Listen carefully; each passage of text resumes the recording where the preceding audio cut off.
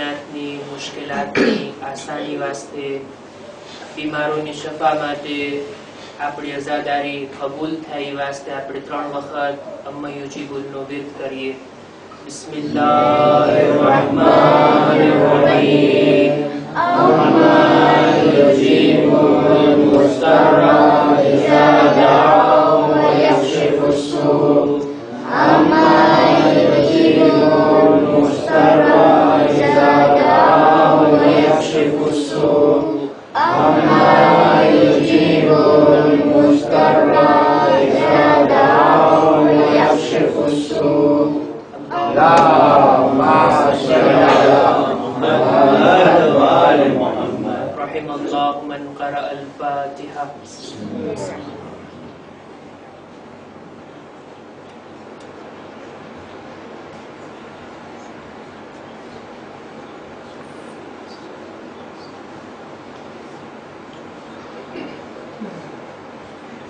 ला हौला वला कुव्वता इल्ला बिल्लाहिल अलिय्यिल अज़ीम। अऊज़ु बिल्लाहि मिनश शैतानिर रजीम। बिस्मिल्लाहिर रहमानिर रहीम।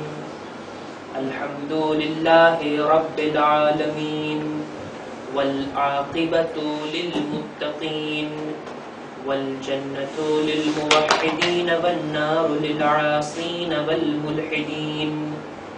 ثم الصلاة والسلام والتحية والإكرام على أشرف الأنبياء والمرسلين سيد الأولين والآخرين سيدنا ونبينا أبي القاسم محمد اللهم صل على محمد وآل محمد وعلى أهل بيته الطيبين الطاهرين المعصومين المظلومين ولعنة الله على أعدائهم أجمعين أما بعد فقد قال أبو محمد الحسن بن علي العسكري عليه السلام ما ترك الحق عزيز إلا بلّ وما أخذ به ذليل إلا عز।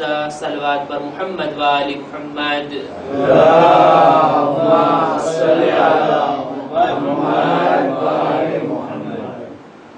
આજની મુનાસિબત 8મી રબીઉલ અવ્વલની રાત। આજે એક નહીં બલકે 2 મુનાસિબત વિશે ચર્ચા કરવી છે। સૌથી પહેલી આ વાત કે મુહર્રમના ચાંદ દેખાવાથી જે અઝાદારીનો સિલસિલો આપણે શરૂ કર્યા, આજે ઈ સિલસિલાની છેલ્લી કડી છે। અય્યામે અઝા માહે મુહર્રમ, માહે સફર અને રબીઉલ અવ્વલ મહિનાના 8 દિવસ। ખુદાનો શુક્ર અદા કરીએ કે ખુદાએ ફરી પાછી આ વર્ષની જિંદગી આપણને અતા કરી। આપણે બધા અય્યામે અઝાના દિવસોમાં આઝાદારી મનાવી શક્યા અને આજની તારીખમાં આપણે આ સિલસિલાની છેલ્લી કડી, આજની શહાદત મનાવી રહ્યા છીએ। અય્યામે અઝા પૂરા થાય છે। અય્યામે અઝાથી આપણે વિદાય લેવાની છે। પણ આ વાતને યાદ રાખીએ, આપણે ગમના દિવસોથી વિદાય લેવાની છે, ગમે હુસૈનથી વિદાય નથી લેવાની। ઇમામના ગમના દિવસો પૂરા થઈ રહ્યા છે, ગમે હુસૈન પૂરું નથી થાતું। ઇન્સાનના દિલમાં, મુઅમિનના દિલમાં ગમે હુસૈન હંમેશા બાકી છે। હુસૈનનો અઝાદાર હંમેશા હુસૈનનો અઝાદાર છે। આ એક પિરિયોડ હતો જેને આપણે અલ્હમ્દુલિલ્લાહ પસાર કરી શક્યા। જેટલું બની શકે ફૂલ નહીં તો ફૂલની પાંખડી, એક મુખ્તસર અઝાદારી આપણે અદા કરી શક્યા। પણ એવું ના સમજવું આપણે અઝાદારીનો હક અદા કરી લીધા, ના, હરગીઝ। એ ઇમામ કે જેની શહાદત ઉપર બીબી ઝહરા હજી પણ ગિરિયા ફરમાવી રહ્યા છે। જમાનાના ઇમામ સવાર સાંજ મૌલા હુસૈનને યાદ કરીને રડે છે। આપણે રડીએ તો આપણી આંખમાંથી આંસુ આવે, ઇમામ રડે છે તો ખૂનના આંસુ વહાવી રહ્યા છે। ઇમામ હુસૈનની અઝાદારી હંમેશા આપણા દિલમાં છે. ફક્ત આ દિવસો, આ અય્યામથી આપણે રૂખસત થઈ રહ્યા છીએ. એવું ના સમજવું જોઈએ કે ફક્ત મુહર્રમ અને સફર મહિનાની અંદર આપણે ઇમામના હુઝુરમાં હતા. ફક્ત મજલિસો માતમ અને ઇમામ બારગાહની અંદર ઇમામે હુસૈન આપણને જોઈ રહ્યા હતા. એવું નથી. આપણે હર હંમેશ ઇમામે હુસૈનની ખિદમતમાં છીએ. વર્ષની અંદર આપણે આ 2.5 મહિના, 2.25 મહિના આપણે ગમ મનાવ્યા, પણ આખું વર્ષ જો મજલિસો થતી હોય તો એની અંદર પણ શિરકત કરીને આ વાતનો સબૂત આપશું કે મૌલા, અમે હંમેશા તમારા અઝાદાર બાકી છીએ. એક સલવાત પઢો, મુહમ્મદ વ આલે મુહમ્મદ.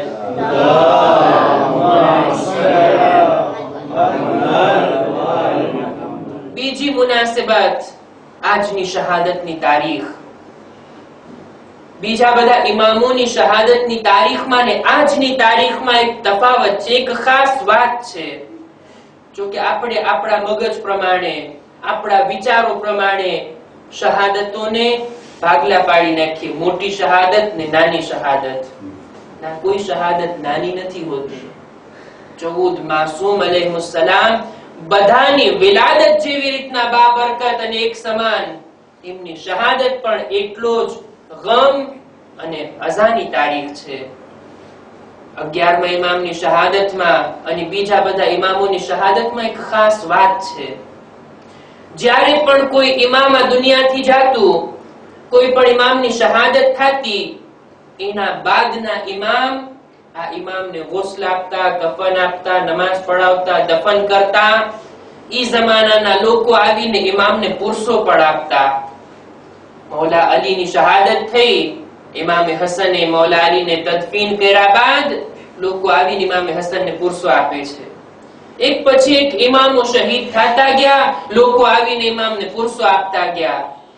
પણ આજે જે ઇમામનો ગમ મનાવવા માટે આપણે જમા થયા છીએ, એ ઇમામનો પુરસો લેનાર ઇમામ હજી જીવતા છે. 11મા ઇમામની શહાદતનો પુરસો લેનાર જમાનાના ઇમામ મૌજૂદ છે. આપણે હાજિરો નાઝિર જિંદા ઇમામને આજની શહાદતનો પુરસો આપવાનો છે.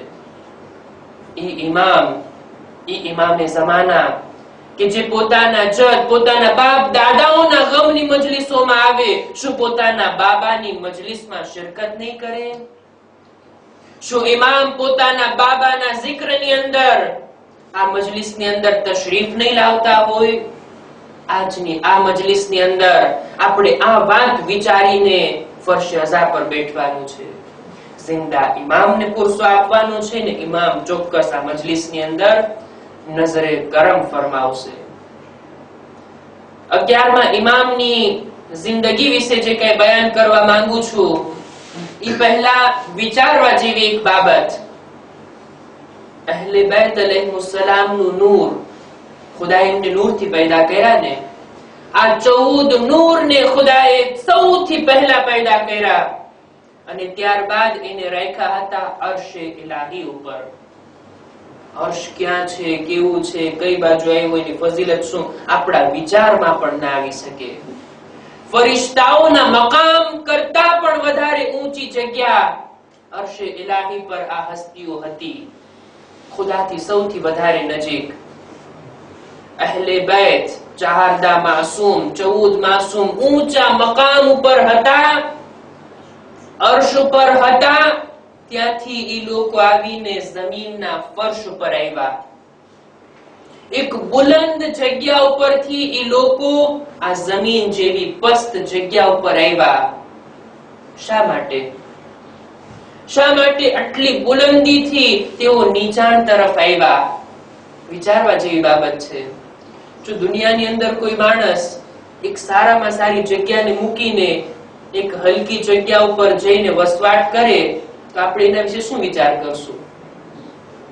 માશાઅલ્લાહ, તમે અત્યારે નેમતોની દરમિયાન સારા શહેરમાં સારું મકાન, સારા રસ્તા, સારી ગાડી, મેડિકલની સુવિધા બધી છે, 24 કલાક બત્તી પાણી બધું છે. અહીંયાથી તમે નીકળીને એક ગરીબ દેશના એક ગામડામાં રહેવા જાઓ, જ્યાં લાઈટ પાણી કે ઇન્ટરનેટની તો શું વાત, જીવન જરૂરિયાત વસ્તુ પણ ત્યાં નથી, એવી જગ્યા ઉપર તમે તેમીના જે થઈને રહેવા લાગો, લોકો તમારા વિશે શું વિચાર કરશે? બે જ વાતો હોઈ શકે.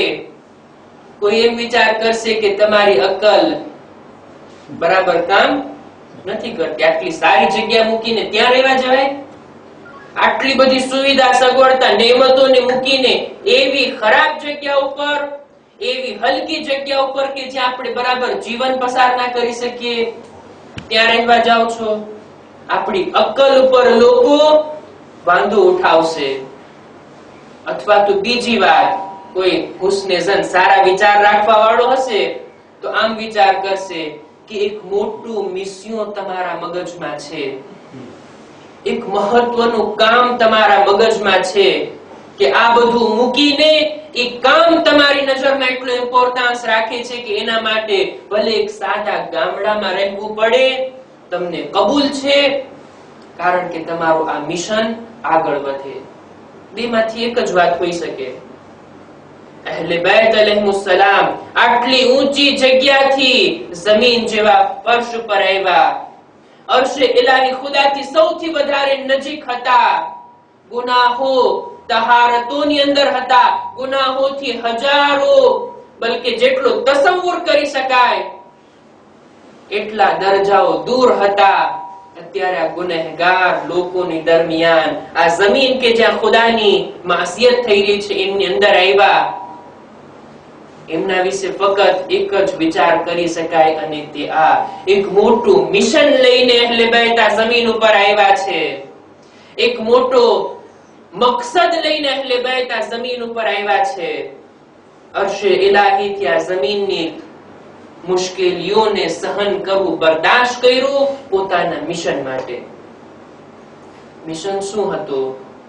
ખુલાસો જો કરીએ તો આ કે ખુદાથી બંદાઓને ઓળખાણ કરાવી, બંદાઓને ખુદાથી વધારે નજદીક કરવા માટે. અહેલે બેત પોતે અલ્લાહથી નજદીક હતા. તેઓ ફક્ત પોતાનો વિચાર નહીં, બલકે અલ્લાહના બંદાઓને હિદાયતના રસ્તા પર લાવી અને એને પણ ખુદાથી વધારે નજદીક કરીએ. આ અલ્લાહના બંદાઓ કે જે ગુમરાહીના રસ્તા પર છે એને પકડીને હિદાયતના રસ્તા પર લાવીએ. આ અલ્લાહના ગુનેહગાર બંદાઓ જે જહન્નમના રસ્તા પર જઈ રહ્યા છે એઓને જન્નતનો રસ્તો બતાડી અને હંમેશના માટે ખુશકિસ્મત બનાવવા માટે આવ્યા છે. એક સલવાત પઢો, મુહમ્મદ વાલે મુહમ્મદ.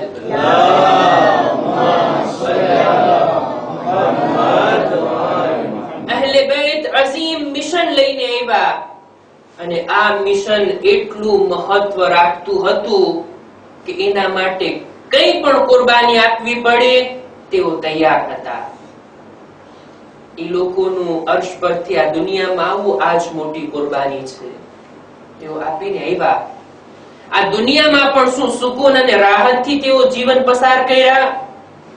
ના, બલકે અનેક મુશ્કેલીઓ, અમુક મુશ્કેલીઓ એવી છે કે જેને આપણે જોઈ શકાય, જે કિતાબોમાં છે ને આપણે સાંભળી છે, પણ અમુક મુશ્કેલીઓ એવી હતી જેઓ તેઓ સહન કરીને દુનિયાથી ચાલ્યા ગયા, બીજા કોઈને જાણ પણ ના થઈ. આ અઝીમ મિશનને તેઓ લઈને આવ્યા હતા.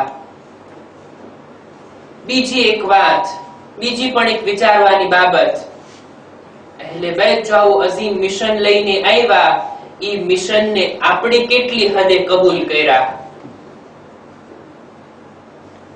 મિસાલ આપીને મારી વાતને વાઝેહ કરું, મારા નાના ભાઈઓ પણ સમજી જાય. માની લ્યો તમારે તો અલ્હમ્દુલિલ્લાહ મેડિકલની સારી સુવિધા છે, ડાક્ટર બધા અવેલેબલ છે, પણ જો એવું એલાન કરવામાં આવે કે દુનિયાનો સૌથી મોટામાં મોટો ડોક્ટર ગમે તેવું મોટું ઓપરેશન કરીને ઇન્સાનને સાજો બનાવી દે એવો ડોક્ટર તમારા ગામમાં આવી રહ્યો છે, તમને મફતમાં ઈલાજ કરશે, ગમે એવી દવા તમને ખપતી હોય એ આવશે ને તમને દવાઓ આપશે, તમારી બીમારીઓનો ઈલાજ કરશે, મોટો ડોક્ટર એક આવવાનો છે. આ અનાઉન્સ થઈ ગયું, લોકોને જોઈએ, લોકો પણ બીમાર છે, લોકોની દરમિયાન પણ મોટી મોટી બીમારીઓ છે, એવી બીમારીઓ કે અહીંના ડોક્ટર એનો ઈલાજ નથી કરી શકતા, એનું ઓપરેશન નથી કરી શકતા, પણ આ ડોક્ટર જે આવવાનો છે એ આ ઈલાજ કરી શકે છે. તમોને શિફા અપાવી શકે છે. લોકોની દરમિયાન આ મોટો ડોક્ટર આવે, લોકો એની પાસે જાય જ નહીં તો, લોકો એનાથી ફાયદો ઉપાડે નહીં તો, ફાયદો ઉપાડે પણ કેટલી હદે?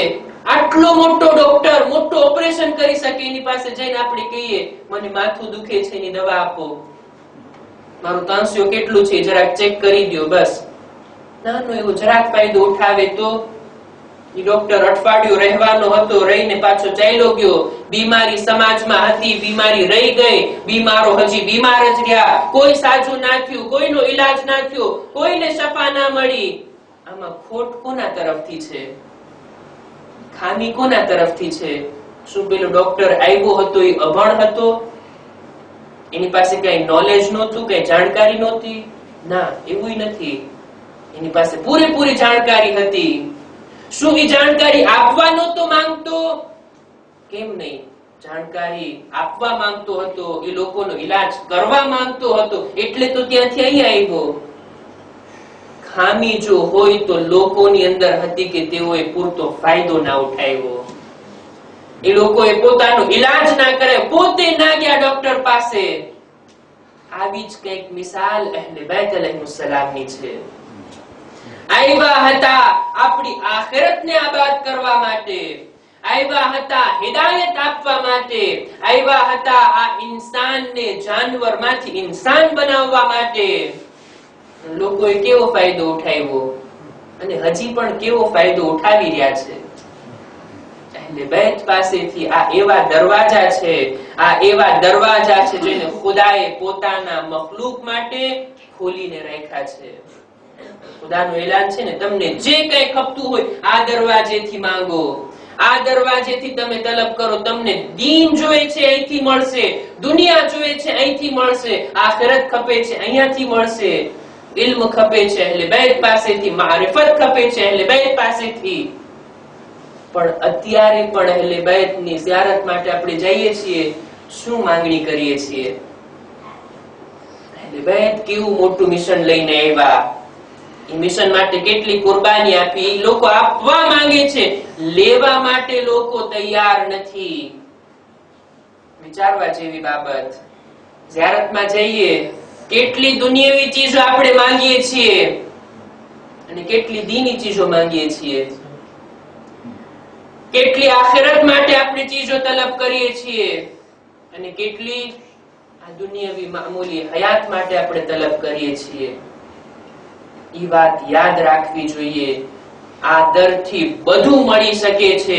માંગવામાં આપણા તરફથી ખોટ છે, આપવામાં એના તરફથી કોઈ ખોટ નથી. એક સલવાત પઢો, મુહમ્મદ વ આલે મુહમ્મદ.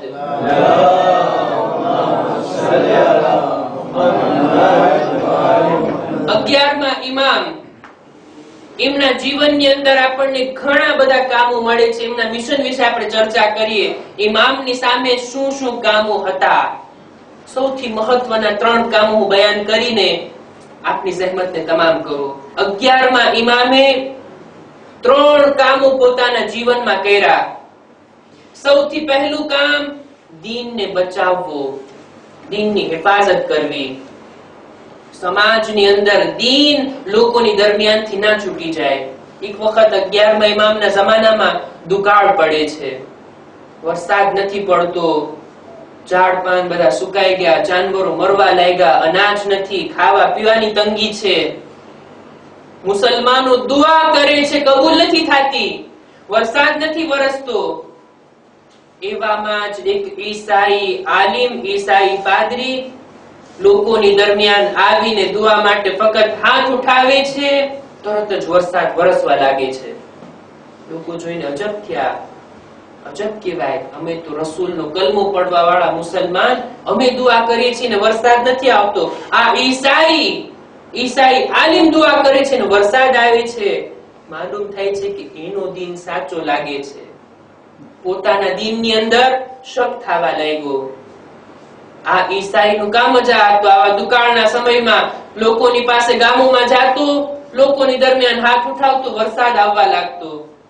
લોકો પણ એના દીનને અનુસરવા લાગ્યા, ધીમે ધીમે પોતાના દીનને છોડવા લાગ્યા. ઈ જમાનાનો ખલીફા ગભરાઈ ગયો. વ્યાધિમાં પડી ગયો. ખલીફાને ઇસ્લામની વ્યાધિ ના હતી, પોતાની ખિલાફતની વ્યાધિ હતી. કારણ કે પોતાને ખલીફતુલ મુસ્લિમીન કહેતો, મુસલમાનોનો ખલીફા. જો ઇસ્લામ જ નહીં રહે તો પછી ખલીફા શું કામનો? પોતાની ખિલાફત ચાલી જશે. 11મા ઇમામ ત્યારે જિંદાનમાં છે, કૈદખાનામાં છે. બોલાવવામાં આવે છે કે બોલાવો 11મા ઇમામને, ઇમામે અસ્કરીને બોલાવવામાં આવ્યા દરબારમાં ને કીધું તમારા જદનો દીન ખતરામાં છે અને અમે જાણીએ છીએ આ મુસીબતને, આ મસલાને કોઈ હલ નથી કરી શકતું સિવાય તમે જ કંઈક કરો ને લોકોને દીન તરફ પાછા વાળો. દુશ્મન છે પણ સમજી રહ્યો છે હક કોની પાસે છે. 11મા ઇમામ આવે છે લોકોની દરમિયાન. જ્યારે ઈસાઈ આલિમ દુઆ માટે હાથ ઉઠાવે છે, જોયું વરસાદ આવવા લાગે છે. ઇમામે હુકમ આપ્યો, એ ઈસાઈ આલિમ જ્યારે હાથ ઉઠાવે એના હાથમાં જે કંઈ હોય એને લઈ લ્યો, ત્યારબાદ કહો એ હાથને ઉઠાવીને દુઆ કરે.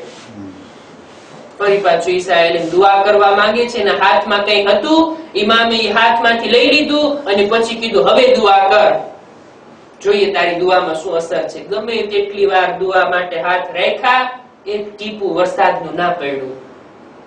ઇમામે પછી ચોખવટ કરીને બતાવ્યું લોકોને, તમે જુઓ આ માણસના હાથમાં એક નબીના હાડકાનો ટુકડો હતો કે જેને આસમાન તરફ રાખતો. ખુદાને મંજૂર ના હતું કે નબીના હાડકાનો ટુકડો વરસાદ વગર, એટલે કે આસમાનની અંદર, તડકાની અંદર રહે. ખુદા એની બરકતથી વરસાદ વરસાવતો હતો. આ નબીની બરકત હતી, આ ઈસાઈ આલિમનો કોઈ કમાલ ના હતો. ઇમામ પછી આ હાડકાના ટુકડાને દફન કરાવે છે ને પછી કહે છે જુઓ દુઆ આને કહેવાય. ઇમામ પછી લોકોની દરમિયાન હાથ ઉઠાવે છે. ઇમામના હાથ ખાલી છે, પણ આ ખાલી હાથ એવા ભરેલા છે કે દુનિયાની તાકાત આ હાથમાં છે.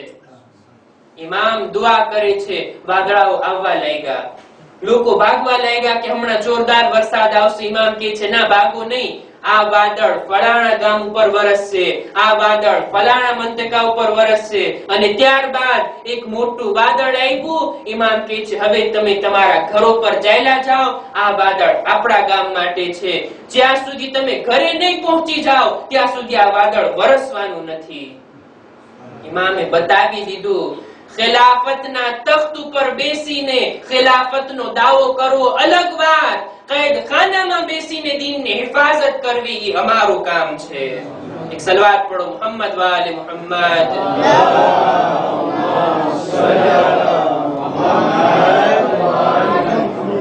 ઇમામના કામોમાંથી એક કામ આ હતું કે દીનને બચાવીને રાખે, દીનની હિફાજત કરે. બીજું કામ ઇમામની સામે આ હતું કે પોતાના શિયાઓની સાથે કોન્ટેક્ટમાં રહે, સંપર્ક સાધે. દેખીતી વાત છે, ઇમામ એને અસ્કરી એ માટે કહેવામાં આવે છે કે લશ્કરની દરમિયાન હતા, આર્મીની દરમિયાન ખલીફાએ એમને રાખ્યા હતા. ઇમામને હક ના હતો કે સામરાની બહાર નીકળી શકે. ઇમામને જે કોઈ મળવા આવતું બધાને કંટ્રોલ કરવામાં આવતા, બધા ઉપર નજર રાખવામાં આવતી. એવા સમયની અંદર ઇમામે પોતાના શિયાઓની સાથે સંપર્ક તોડ્યો નથી, હંમેશા પોતાના શિયાઓની સાથે કોન્ટેક્ટમાં રહેતા. કેવી રીતના? પોતાના નાએબ મોકલીને. એક શહેરની અંદર ઇમામના વકીલ હતા, નાએબ હતા, ઇમામનો રિપ્રેઝેન્ટેટિવ હતા કે જે કઈ કામ હોય ઇમામનું તમે આની સાથે વાત કરો. અને સાથોસાથ ઇમામ પોતાના શિયાઓની સાથે પત્ર વ્યવહાર પણ રાખતા. શિયાઓના લેટરના જવાબ પોતે આપતા, પોતે પણ પત્ર લખતા પોતાના શિયાઓને, પોતાનો મેસેજ એ લોકો સુધી પહોંચાડતા. ઘણા બધા પત્રો ઇમામના આપણને કિતાબોની અંદર મળે છે. કેવી કેવી વાતો ઇમામે બયાન કરી છે. એક નમૂનો બયાન કરીને વાતને આગળ વધારું. રાવીનું નામ છે હુસૈન બિન ઝરીફ. પોતે બયાન કરે છે, ઘણા સમયથી બે સવાલ મારા મગજમાં હતા, પણ હવે હું મારા ગામમાં ઇમામ સામરાની અંદર, હું ઇમામની પાસે જઈ નથી શકતો, ઇમામ સામરાથી બહાર નીકળી નથી શકતા. એક જ તરીકો બચે છે અને તે આ કે ઇમામને પત્ર લખવું, ઇમામ કઈક જવાબ મોકલે. પત્ર પણ મોકલવું કઈ આસાન વાત ના હતી. કોઈ કાસિદ લઈને જાય, છુપાવીને લઈને જાય, ઇમામને પહોંચાડે, જવાબ લઈને અહીંયા લાવે. કે છે પત્ર લખવા બેઠો, મુનાસિબ સમય હતો ત્યારે મેં પત્ર લખ્યો. પત્રની અંદર મારા 2 સવાલ મારે લખવા હતા. મેં એક સવાલ લખ્યો, બીજો સવાલ લખતા હું ભૂલી ગયો. 2 સવાલ મારે પૂછવાના હતા, મારા મગજમાં ફરતા હતા. મોકો મળે એટલે ઇમામને પત્ર લખું. જ્યારે લખવા બેઠો, એક સવાલ લખ્યો, બીજો લખતા ભૂલી ગયો. જ્યારે આ લેટરને મેં મોકલો, અમુક સમય બાદ આ લેટરનો જ્યારે જવાબ આવે છે તો એની અંદર એક જવાબ નહીં, મારા 2 જવાબ આવે છે. ઇમામ આને કહેવાય. આ છે ઇમામ. મગજના વિચારોને પણ વાંચી લે, દિલના ઊંડાણની પણ ખબર રાખે. આપણા મગજમાં, આપણા દિલો દિમાગમાં શું થઈ રહ્યું છે, ઇમામને એની જાણ છે. આપણે એમ સમજતા હોઈએ કોઈને ખબર નહીં પડે. ના, ખુદા અને રસૂલને ઇમામ જોઈ ગયા છે. સવાલ શું હતા? સવાલ આ હતા. પહેલો સવાલ ઇમામ જવાબની અંદર લખે છે, એ હુસૈન ઝરીફ, તારો પહેલો સવાલ આ હતો કે તું પૂછવા માંગતો હતો કે મારો દીકરો એટલે કે 12મા ઇમામ જ્યારે ઝુહુર ફરમાવશે, પોતાની હુકુમતની સ્થાપના કરશે, તો એની અંદર કઈ રીતના લોકોની દરમિયાન ફેસલો કરશે. આ સવાલ તારા મગજમાં હતો. જ્યારે લોકોની દરમિયાન ઝઘડો થાય, બોલાચાલી થાય, ઇમામ પાસે આ મસલો આવે તો ઇમામ કઈ રીતના ફેસલો આપશે. તો યાદ રાખ, મારો દીકરો જ્યારે ઝુહુર ફરમાવશે તો એનો ફેસલો આપવાનો તરીકો આ હશે, પોતાના ઇલ્મ થકી ફેસલો કરશે.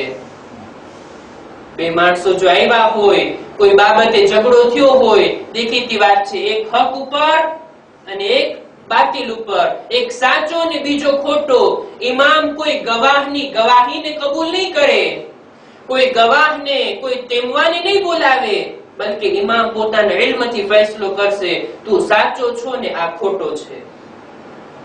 જેવી રીતના જનાબે દાઉદ ફેસલો કરતા. તારો આ એક સવાલ કે ઇમામ કેવી રીતના ફેસલો કરશે તું જાણી લે. આ બીજો સવાલ તારો ઈ હતો જેને તે પૂછવા માંગતો હતો પણ લખતા ભૂલી ગયો. હું તને જવાબ આપું છું. એવો જવાબ કે જેનો સવાલ રાવીએ નહોતો પૂછ્યો પણ એના મગજમાં હતો. તારો સવાલ આ હતો, જે કોઈ માણસને તાવ આવી જાય, શું કહેવાય, ફીવર, તાવ આવી જાય, બદન ગરમ થઈ જાય, એનો રૂહાની ઈલાજ શું છે? કઈ રીતના ઈ માણસનો રૂહાની ઈલાજ કરી શકાય? દવા નથી માંગી, કોઈ રૂહાની ઈલાજ. ઇમામ એના જવાબમાં કહે છે, કુરાને મજીદની આ આયત, સૂરે અંબિયાની 109મી આયત, યા નારો કૂની બરદન વ સલામન અલા ઇબ્રાહીમ. ખુદાએ જ્યારે જનાબ ઇબ્રાહીમને આગમાં નાખવામાં આવ્યા હતા ત્યારે ખુદાએ આગને હુકમ આપ્યો હતો, એ આગ ઇબ્રાહીમ માટે ઠંડી થઈ જા.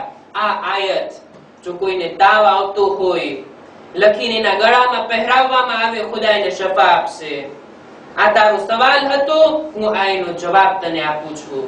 રાવી કહે છે, જ્યારે પણ કોઈને આવી તકલીફ આવી ગઈ, મેં એને જ્યારે પણ આ ઈલાજ બતાવ્યો, તરત જ એને શફા મળી ગઈ. ઇમામ પોતાના આ કામથી લોકોને દોરા તાવીજ તરફ આગળ નથી બોલાવતા, બલકે ઇમામ બતાવવા માંગે છે, આ કુરઆન જે તમારી હિદાયત માટે છે, એની અંદર તમારા માટે શિફા પણ ખુદાએ રાખી છે. ઇમામ કોઈ દુઆ કે બીજા કઈ જેવા તેવા અમલ કરવાનું નથી કહેતા, કુરાન તરફ રજૂ કરે છે. કુરાનની આ આયત થકી તમે તમારી બીમારીઓને પણ દૂર કરી શકો છો. જેવી રીતના રૂહાની બીમારીઓ દૂર થાય છે, જિસ્માની બીમારી પણ દૂર થાય છે. આ અહલે બેતની ખાસિયત હતી, અલ ઇમામુ યહદી ઇલલ કુરઆન વલ કુરઆન યહદી ઇલલ ઇમામ. ઇમામ કુરઆન તરફ લોકોને લઈ જાય, કુરઆન ઇમામ તરફ લોકોને લઈ જાય છે. એક સલવાત પઢો, મુહમ્મદ વ આલે મુહમ્મદ.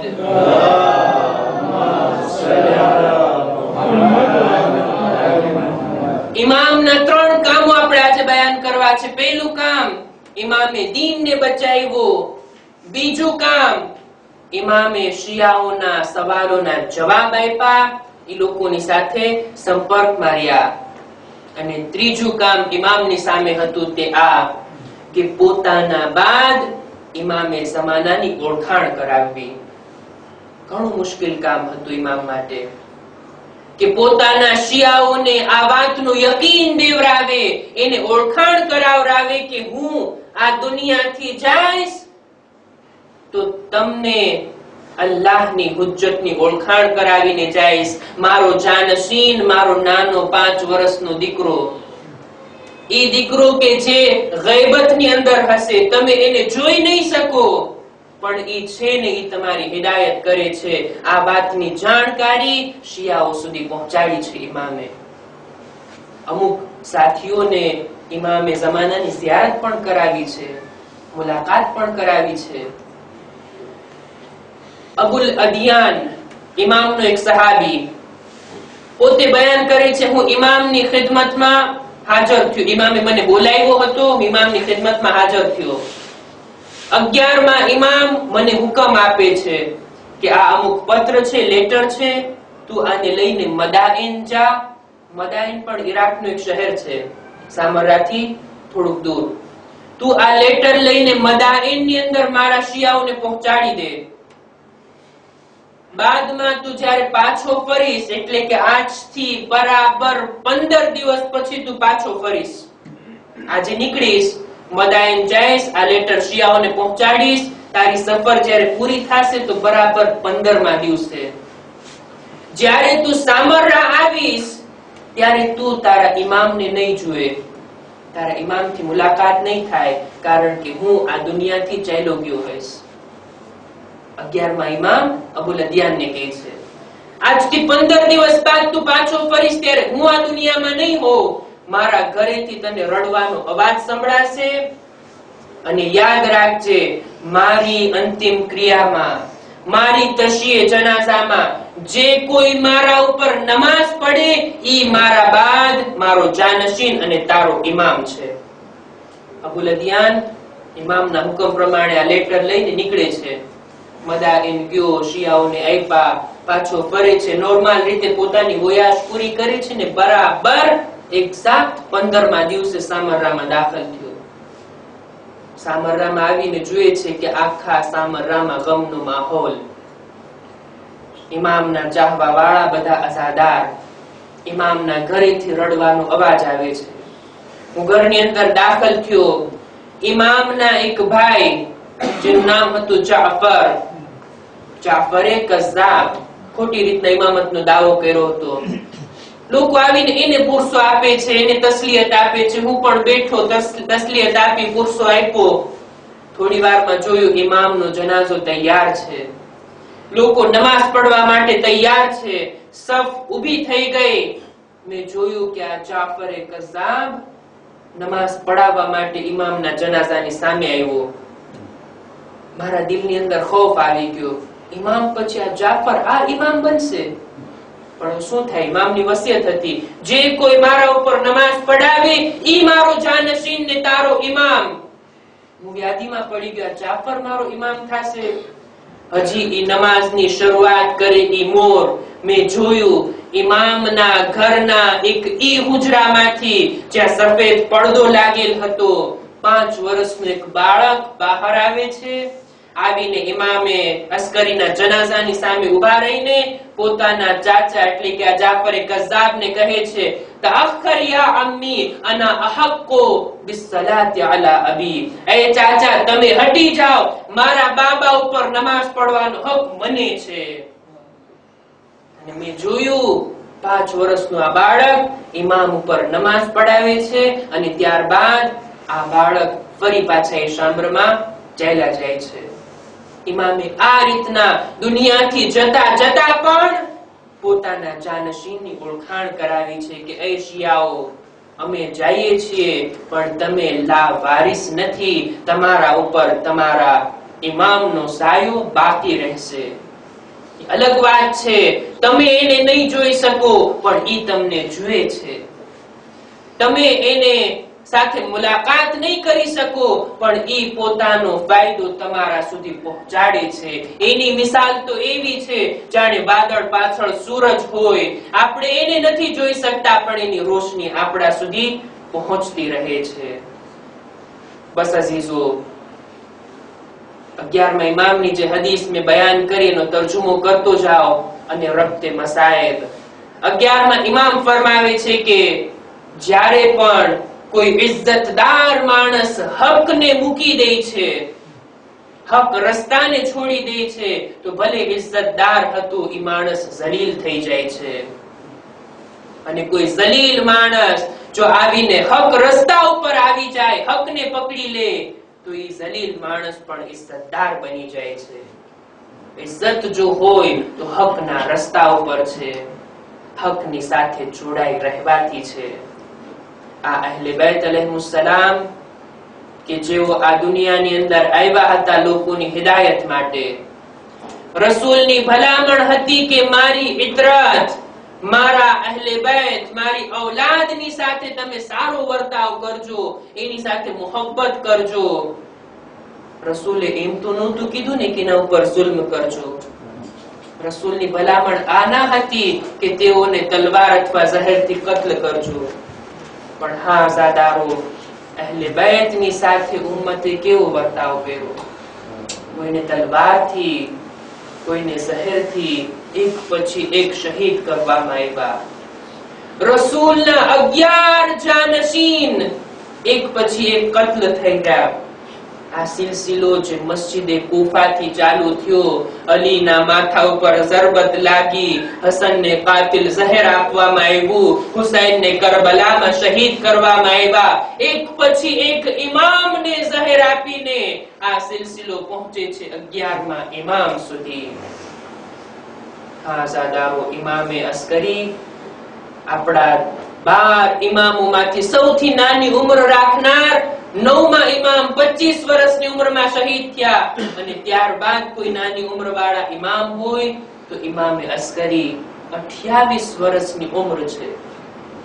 ઇમામને કાતિલ ઝહેર આપવામાં આવ્યું. આ ઝહેરનો અસર 3 દિવસ સુધી ઇમામના બદન ઉપર થતો રહ્યો. એવું ઝહેર હતું કે જેના કારણે ઇમામ ઝઈફ અને કમજોર થઈ ગયા, બિસ્તર ઉપરથી ઉઠી નહોતા શકતા. અને ઝહેરની ખાસિયત ઈ હોય કે ઇન્સાનને વારંવાર તરસ લાગે, પાણીની તલબ લાગે જો ઇન્સાનના બદનમાં ઝહેર હોય. ઇમામને એટલી તરસ લાગે છે પણ ઇમામ પોતાના હાથથી પાણી નથી ઉઠાવી શકતા. ઇમામના હાથમાં એટલી તાકાત નથી કે પોતે પાણી પી શકે. પોતાના ગુલામને હુકમ આપ્યો, એ અકીદ, જા તું પેલા શામરમાંથી, પેલા હુજરામાંથી એક બાળક જે સજદાની હાલતમાં છે તેને બોલાવી લાવ. આ ગુલામ કહે છે હું હુજરામાં ગયો, મેં જોયું 5 વર્ષનો એક બાળક સજદાની હાલતમાં છે. મેં એમને અર્જ કરી, મૌલા તમારા બાબા તમને બોલાવી રહ્યા છે. જમાનાના ઇમામ ઉભા થાય છે અને પોતાના બાબાની નજીક આવ્યા. 11મા ઇમામ કહે છે, યા સૈયદા અહલે બૈતે ઇસ્કિનિલ મા ફઇન્ની ઝાહિબુન ઇલા રબ્બી. એ મારા અહલે બૈતના સરદાર, મને થોડુંક પાણી પીવરાવ. હવે આ મારો છેલ્લો વખત આવી ગયો છે ને હું મારા પરવરદિગારની મુલાકાતે જાઉં છું. 5 વર્ષની ઉંમર, ઇમામે પોતાની યતીમીના સમાચાર સાંભળ્યા. ઇમામે જમાના નાના નાના હાથોથી પાણીના કુઝાને ઉઠાવી પોતાના બાબાને પાણી પીવરાવે છે. હાજાદારો, ઇમામે પાણી પીધું, ત્યારબાદ કીધું, એ દીકરા, મારે નમાઝ અદા કરવી છે, મને વુઝુ કરવામાં મદદ કર.